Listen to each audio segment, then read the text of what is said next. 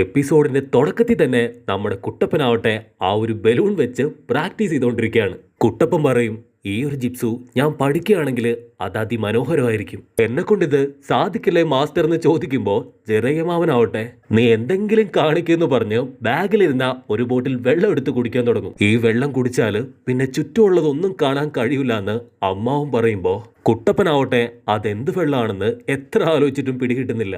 ഇനി ഇത് കാണുന്ന കുട്ടപ്പന്മാർക്ക് പിടികിട്ടുകയാണെങ്കിൽ ഒന്ന് കമന്റ് ചെയ്തേക്ക്. കുട്ടപ്പൻ മിനിറ്റുകളെടുത്ത് മണിക്കൂറുകളെടുത്ത് യുഗങ്ങളെടുത്ത് പ്രാക്ടീസ് ചെയ്തിട്ടും അവനെ കൊണ്ട് ആ ഒരു ടെക്നിക്ക് പഠിച്ചെടുക്കാനാവുന്നില്ല.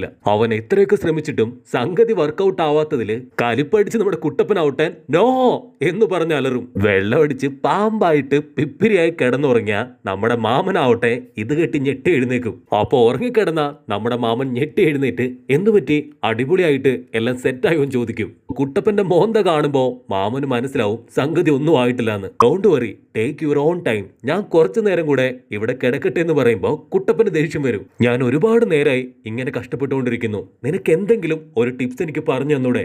ഇത് നീ ഒറ്റയ്ക്ക് ചെയ്യേണ്ടതാണ്, ഇതിലെനിക്ക് യാതൊന്നും ചെയ്യാനില്ല. നിന്റെ പവറും നിന്റെ കഴിവും നിന്റെ ബുദ്ധിയും എല്ലാം തന്നെ നീ ഇവിടെ ഉപയോഗിക്കണം. എങ്കിലും നിനക്ക് ഞാൻ 2 ചോയ്സ് തരാമെന്ന് പറഞ്ഞിട്ട് അവനോട് ആ ഒരു ബലൂണിലുള്ള വെള്ളം റൊട്ടേറ്റ് ചെയ്യാൻ പറയും. കുട്ടപ്പൻ കഷ്ടപ്പെട്ട് ബുദ്ധിമുട്ടി അത് റൊട്ടേറ്റ് ചെയ്യിപ്പിക്കുമ്പോ മാമൻ ചോദിക്കും അതെവിടേക്കാണ് റൊട്ടേറ്റ് ആവുന്നതെന്ന്. മെന്റൽ എനർജി, ഫിസിക്കൽ എനർജി എല്ലാം ചേർന്ന് നിന്റെ ബോഡിയിൽ ചക്ര പവേഴ്സ് ഇപ്പൊ ഫോം ആയിട്ടുണ്ടാവും. മാത്രല്ല അത് ചിലരുടെ ബോഡിയിൽ റൈറ്റ് സൈഡിലേക്കും മറ്റു ചിലരുടെ ബോഡിയിൽ ലെഫ്റ്റ് സൈഡിലേക്കും ആയിരിക്കും റൊട്ടേറ്റ് ചെയ്യുക. മാമൻ പറയും നിന്റെ റൊട്ടേഷൻ അത് റൈറ്റിലേക്കാണ്, പക്ഷെ വെള്ളത്തെ നീ റൊട്ടേറ്റ് ചെയ്യിപ്പിക്കുന്നത് ലെഫ്റ്റിലേക്കുമാണ്. അതുകൊണ്ട് തീർച്ചയായിട്ടും ഈ ജിപ്സു വർക്കൗട്ട് ആവില്ല. നിന്റെ തല തൊട്ടപ്പോ തന്നെ നിന്റെ റൊട്ടേഷൻ എനിക്ക് പിടികിട്ടി. ഇനി മുതൽ തീർച്ചയായിട്ടും നീ റൈറ്റിലേക്ക് റൊട്ടേറ്റ് ചെയ്യണമെന്ന് പറയുമ്പോൾ കുട്ടപ്പനാവട്ടെ അതോർത്ത് വട്ടുപിടിക്കും. നീ വെറുതെ കൈയിട്ട് കറക്കിയിട്ട് യാതൊരു കാര്യമില്ല. പൊട്ടനെ പോലെ നിൽക്കാതെ നല്ല ആക്റ്റീവായിട്ട് നിൽക്കാൻ പറയുമ്പോൾ കുട്ടപ്പന് ദേഷ്യം വന്ന്, ഓ ഈ കുട്ടപ്പനെ നീ കുറച്ചിലായിട്ട് വിചാരിച്ചോ, വിത്തിൻ 3 days ഞാനിത് റെഡിയാക്കും. ആക്ച്വലി 4th ഹൊക്കാഗെയും ഇതേ ജിപ്സ് ചെയ്തിട്ടുണ്ട്, പക്ഷേ അവളത് ചെയ്യാനായിട്ട് 3 വർഷം എടുത്തു എന്ന് നമ്മുടെ മാമൻ പറയുമ്പോൾ കുട്ടപ്പനാവട്ടെ ചെറുതായിട്ടൊന്ന് ചമ്മിപ്പോവും. ബുദ്ധിമുട്ടുള്ള ജിപ്സുകളിൽ വെച്ച് 2ാമത്തെ ജിപ്സു ആണിത്. High level ജിപ്സു. എ റാങ്കിലുള്ള ഷിനോബീസിന് മാത്രമേ ഇത് പെട്ടെന്ന് ചെയ്യാൻ സാധിക്കൂ. ഇത് കംപ്ലീറ്റ് ചെയ്യുന്നത് 3 സ്റ്റെപ്സ് ആയിട്ടാണ്. ആദ്യം ഈ ഒരു ബോള് അത് പൊട്ടിച്ചു കളയണം.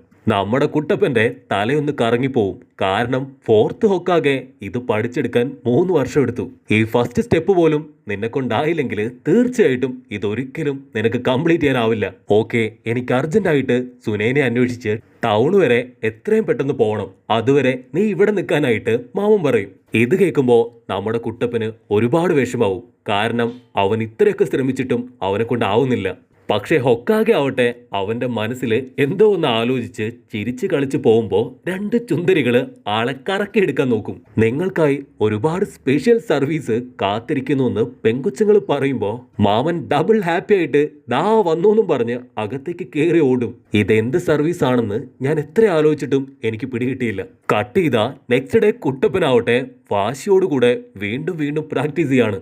എന്നെ കൊണ്ട് പറ്റില്ല 3 വർഷം വരെ കാത്തിരിക്കാൻ. തീർച്ചയായിട്ടും എത്രയും പെട്ടെന്ന് ഞാനിത് പഠിച്ചെടുക്കുന്നു പറഞ്ഞ് കുട്ടപ്പൻ വീണ്ടും ശക്തമായിട്ട് പ്രാക്ടീസ് ചെയ്യും. കമോൺ വേഗം കറങ്ങ്, ഫാസ്റ്റില് കറങ്ങ്, അങ്ങനെ കറങ്ങി പൊട്ടിത്തെറിക്ക് എന്നൊക്കെ പറഞ്ഞ് കുട്ടപ്പൻ ഒരുപാട് പ്രാക്ടീസ് ചെയ്യുമെങ്കിലും ഒന്നും വർക്കൗട്ട് ആവൂല. ഇവിടെ മാമനാവട്ടെ ആന്റിമാരുടെ കൂടെ കുൽസിത പ്രവർത്തനത്തില് ഏർപ്പെട്ട് കൊണ്ടേയിരിക്കുകയാണ്. അങ്ങനെ 3 ദിവസത്തെ കഷ്ടപ്പാടിനൊടുവില് കുട്ടപ്പൻ വെള്ളത്തെ വളരെ സ്പീഡില് കറക്കാൻ മാത്രം പഠിച്ചെടുക്കും. അതിന്റെ റൊട്ടേഷൻ കൂടുന്നുണ്ടെങ്കിലും അത് പൊട്ടില്ല. എന്തോ പ്രശ്നമുണ്ടെന്ന് കുട്ടപ്പന് മനസ്സിലാവുമെങ്കിലും അത് കണ്ടെത്താനാവാതെ ശോകം അടിച്ച് നമ്മുടെ കുട്ടപ്പൻ റെസ്റ്റ് ചെയ്യുമ്പോൾ ഇവിടെ മാമന്റെ അടുത്ത് ആന്റിമാര് കൂടിക്കൊണ്ടേയിരിക്കും. നെക്സ്റ്റ് ഡേ കുട്ടപ്പൻ കണ്ണു തുറക്കുമ്പോൾ ചീഞ്ഞു നാറി അവന്റെ അടുത്ത് കിടക്കുന്ന മാമനെ കാണും. കള്ളിന്റെയും വേർപ്പിന്റെയും നാറ്റമടിച്ച് കുട്ടപ്പന്റെ ബോധം പോവാറാവുമ്പോഴായിരിക്കും മാമന്റെ കഴുത്തില് തൂങ്ങിക്കിടക്കുന്ന ആ ഒരു കാർഡ് നമ്മുടെ കുട്ടപ്പൻ കാണാം. കട്ട് ചെയ്താ നമ്മുടെ കുട്ടപ്പൻ ഫുഡ് കഴിക്കാൻ നോക്കുമ്പോ അവന്റെ കൈക്ക് പെയിന് കാരണം കഴിക്കാൻ പറ്റില്ല. ബാത്റൂമിൽ പോയി നോക്കിയാല് അവിടെയും പ്രശ്നം. തിരിച്ച് റൂമിൽ വന്നാല് അവന്റെ വാട്ടർ ബലൂണ് ഒരു പൂച്ചക്കുട്ടി തട്ടിക്കളിക്കുന്ന കാണും. ഡോണ്ട് ടച്ച്, അതെന്റെ ബലൂണാണെന്ന് കുട്ടപ്പൻ പറയുമ്പോ പൂച്ച ആവട്ടെ ബാക്കോട്ടും ഫ്രണ്ടിലോട്ടും വലത്തോട്ടും ഇടത്തോട്ടും ഒക്കെ തട്ടി തട്ടി ഒടുവില് ആ ബലൂൺ പൊട്ടിച്ചു കളയും. അപ്പൊ കുട്ടപ്പന് പെട്ടെന്നൊരു ബുദ്ധി വെളിച്ചമുണ്ടായിട്ട് ജിറയെ തട്ടി എഴുന്നേപ്പിക്കാൻ ശ്രമിക്കും. എനിക്ക് ദാഹിക്കുന്നു, വെള്ളം തായോന്ന് മാമൻ പറയുമ്പോ കുട്ടപ്പനാവട്ടെ ആ ഒരു ബലൂണ് എന്തൊക്കെയോ കാണിച്ച് ഒരൊറ്റ പൊട്ടിക്കല്. വാവ്, അടിപൊളി നറൂട്ടോ, നീ അത് പൊട്ടിച്ചോ? യെസ്, വേണമെങ്കിൽ ഞാൻ ഒന്നുകൂടെ കാണിച്ചു തരാന്ന് പറഞ്ഞ് കുട്ടപ്പനാവട്ടെ ബോൾ എടുത്ത് അങ്ങോട്ടും ഇങ്ങോട്ടും കൈ മാറ്റി മാറ്റി എടുത്ത് എങ്ങനെയൊക്കെയോ അവസാനം ഒരൊറ്റ പൊട്ടിക്കല്. കുട്ടപ്പൻ എളിച്ചുകൊണ്ട് മാമനെ നോക്കുമ്പോ മാമൻ വീണ്ടും കൂർക്കം വലിച്ചു കിടന്നുറങ്ങും. ഞാൻ അവൾക്ക് വേണ്ടി ഉറക്കമില്ലാതെ ഒരുപാട് അലഞ്ഞു, അതുകൊണ്ട് എനിക്ക് ക്ഷീണമായിട്ടാണ് ഞാൻ കുറച്ചു നേരം ഉറങ്ങിപ്പോയതെന്ന് മാമൻ പറയും. എന്തായാലും നീ ആളും മിടുക്കനാണ്, 2 കൈ ഉപയോഗിച്ചുകൊണ്ട് നീ പുതിയ ട്രിക്ക് തന്നെ ഉണ്ടാക്കിയെടുത്തു. നീ എന്റെ സ്വത്ത് കുട്ടിയാണ്, നിന്നെ കൊണ്ട് ഇത്ര വേഗം ഇത് സാധിക്കുമെന്ന് ഞാൻ സ്വപ്നത്തിൽ പോലും കരുതിയില്ല. എന്റെ ട്രെയിനിങ് കൊണ്ടാണല്ലോ ഇത് ഇത്ര എളുപ്പമായിട്ട് നിനക്ക് സാധിച്ചത്, അതുകൊണ്ട് എനിക്ക് താങ്ക്സ് പറ. വേഗം ആകട്ടെ എന്ന് മാമൻ പറയുമ്പോ കുട്ടപ്പനാവട്ടെ ഞാൻ താങ്ക്സ് പറയാം, പക്ഷെ അത് മാമനോടല്ല, ഈ കണ്ടംപൂച്ചയോട്. ഇവനാണ് എനിക്ക് ഈ ട്രിക്ക് തന്നെ പറഞ്ഞു തന്നത്. മാമനും ചെയ്തത് ആ ഒരു ബലൂണിന്റെ ഉള്ളിലുള്ള വെള്ളത്തെ അങ്ങോട്ടേക്കും ഇങ്ങോട്ടേക്കും ഡയറക്ഷൻ സ്പ്ലിറ്റ് ചെയ്യിപ്പിച്ച് തന്നെയാണ് അത് പൊട്ടിച്ചത്. അപ്പോഴും കുട്ടപ്പന് ഒറ്റക്കൈ കൊണ്ട് അത് ചെയ്യാൻ സാധിച്ചിട്ടില്ലെങ്കിലും കുഴപ്പമില്ല, നീ മിടുക്കനാണെന്ന് തന്നെ ജിറയ മാമൻ പറയും. കുട്ടപ്പൻ ആവേശം മൂത്ത് ഞാൻ ഒരു വട്ടം കൂടെ ചെയ്യട്ടെ പ്ലീസ്, എനിക്ക് ഒരു ചാൻസ് കൂടെ തരൂ എന്ന് ചോദിച്ചുകൊണ്ടിരിക്കും. അപ്പൊ കുട്ടപ്പന് ടക്കുന്ന് തലയ്ക്ക് വേദന എടുത്ത് അവൻ സൈഡാവും. നീ കൂടുതൽ പവർ എടുത്ത് പ്രാക്ടീസ് ചെയ്താൽ തീർച്ചയായിട്ടും നിന്റെ ചക്ര പോയിന്റിന് തന്നെ പ്രോബ്ലം വരുന്ന മാമൻ പറയുമ്പോ പാവം കുട്ടപ്പൻ 1 മിനിറ്റ് ഷോക്കായി പോവും. കാട്ടിൽ വന്ന് നമ്മുടെ ജിറയാവട്ടെ വീണ്ടും അവിടെ പ്രാക്ടീസ് ആരംഭിക്കും. ഇത്തവണ ബലൂണിന് പകരം സ്റ്റെപ്പ് 2 ആയിട്ട് ഒരു റബ്ബർ ബോൾ ആണ് അവന് പൊട്ടിക്കാൻ കൊടുക്കുക. ഓൾറെഡി ബലൂൺ പൊട്ടിക്കാൻ തന്നെ നമ്മുടെ ചെറുക്കൻ മുക്കറിയിട്ടു. അപ്പൊ പിന്നെ റബ്ബർ ബോൾ പൊട്ടിക്കാനായിട്ട് ആളുടെ ട്രൗസർ കീറുമെന്ന് കുട്ടപ്പനും അതുപോലെ തന്നെ മാമനും മനസ്സിലാവും. കുട്ടപ്പൻ ശ്വാസം എടുത്തുവിടും. ഇപ്പൊ കാണിച്ചു തരാന്ന് പറഞ്ഞ് ഒരുപാട് നേരം അതിനെ ഞെക്കി പൊട്ടിക്കാനും ബലൂൺ പൊട്ടിച്ച അതേ ട്രിക്കൊക്കെ നമ്മുടെ കുട്ടപ്പൻ ശ്രമിക്കുമെങ്കിലും അവിടെ ഒന്നും സംഭവിക്കൂല. ഇത്തവണ നീ ആദ്യം ഫോഴ്സ് കൊടുക്കണം, പിന്നീട് ബോൾ റൊട്ടേറ്റ് ചെയ്യണം.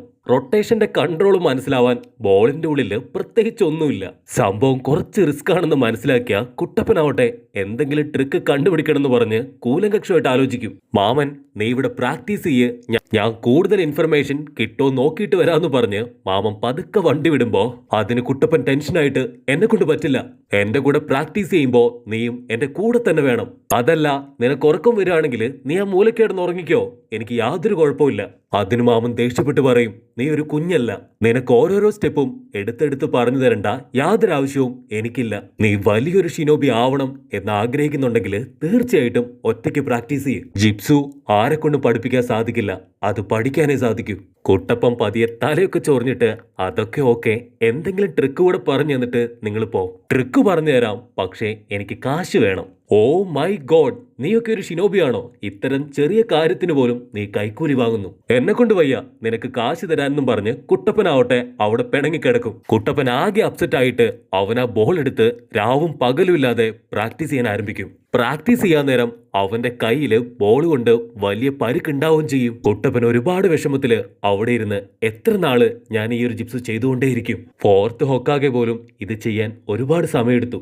അപ്പൊ കറക്റ്റ് ടൈമില് നമ്മുടെ ജിറയ മാമൻ അവിടേക്ക് വന്ന് നീ പുറത്തു പോയിട്ട് എന്തെങ്കിലും കഴിക്കാൻ വാങ്ങിക്കൊണ്ടുവരാൻ പറയും.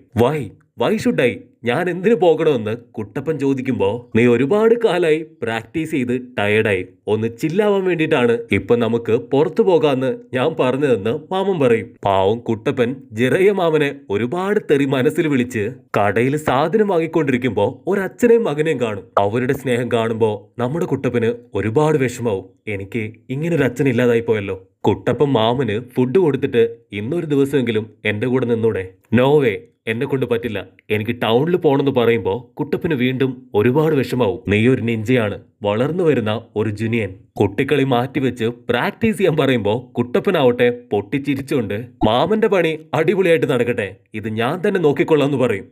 വീണ്ടും പ്രാക്ടീസ് ചെയ്ത് അവന്റെ കൈ രണ്ടും ഡാമേജ് ആയത് കണ്ട് ജിറയ്ക്ക് പോലും അവനോട് സഹതാപം തോന്നും. നെക്സ്റ്റ് ഡേ കുട്ടപ്പൻ വീണ്ടും ബോൾ എടുത്തിട്ട് ഇത്തവണ ഞാനിത് എങ്ങനെയെങ്കിലും ക്രാക്ക് ചെയ്യും. കുട്ടപ്പൻ അവന്റെ സകല ചക്ര പവർ ഉപയോഗിച്ചുകൊണ്ട് ബോൾ അമർത്തി പിടിക്കും. വലിയ ശബ്ദത്തില് അത് പൊട്ടിത്തെറിക്കുന്നു വിചാരിച്ചാല് ചെറിയൊരു ഓട്ടയിട്ട് എന്ന് പറഞ്ഞ് കാറ്റുപോകും. ഇത് കാണുമ്പോ നമ്മുടെ മാമൻ അങ്ങോട്ട് ഇംപ്രസ് ആവും. വാവ്, എന്റെ ചെക്കൻ ചൂപ്പറാ. പാവം പതിയെ കുട്ടപ്പന്റെ അടുത്തേക്ക് വന്ന് ആളൊരു ഐസ്ക്രീം അവന് കഴിക്കാൻ കൊടുക്കും. ഒരുപാട് സന്തോഷത്തില് നമ്മുടെ കുട്ടപ്പൻ ഐസ്ക്രീം തിന്നുമ്പോ ജിറയമാവനാവട്ടെ അവന്റെ കയ്യില് ഒരു മാർക്ക് ഇട്ട് കൊടുക്കും. ഇതെന്താണെന്ന് കുട്ടപ്പൻ ചോദിക്കുമ്പോ മാമൻ ചിരിച്ചു കാണിക്കും. അവിടെ വെച്ച് ഈ ഒരു എപ്പിസോഡും അവസാനിക്കുന്നു. എപ്പിസോഡ് ഇഷ്ടപ്പെടുകയാണെങ്കിൽ ലൈക്ക് ചെയ്യാനും കമന്റ് ചെയ്യാനും ഷെയർ ചെയ്യാനും മറക്കല്ലേ. അടുത്തൊരു അടിപൊളി എപ്പിസോഡായിട്ട് കാണുന്നവരെ it's me with Mallu episode.